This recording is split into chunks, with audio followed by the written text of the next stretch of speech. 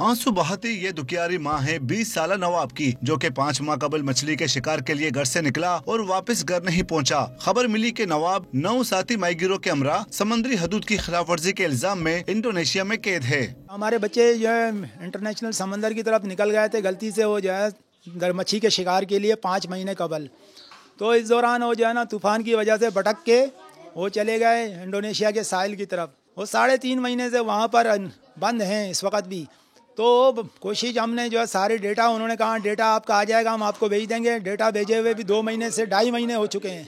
नवाब के साथियों में इसी घर के 2 और माहीगीर जमील और अब्दुल वाहिद भी शामिल हैं। गरीब माहीगीरों के अहले खाना अपने प्यारों की वापसी की राह तकते हुए हुकूमत की नजरो करम के मुंतजर हैं। हमें तो बेवा है, मेरा तो घर यही चलाता है, मेरे एक ही बेटा है, कमाने वाले तो यही है। ये बेचारे यहाँ से गया कमाने के लिए, तो उसने उन लोगों ने पकड़ लिया है। उनको तो इतना ज़रूरत है मेरे बेटा और मेरे भांजे को, भाई को, सबको रिहा करे छोड़ दे। इन जैसे कई ऐसे गरीब पाकिस्तानी माहीगीर भारत और दीगर मुमालिक के जेलों में कैद काट रहे हैं। हुकूमत की जानिब से संजीदा कोशिशों से ही इनकी रिहाई यकीनी बनाई जा सकती है। कैमरामैन अली अहमद जान के साथ शफी बलोच, डॉन न्यूज़, कराची।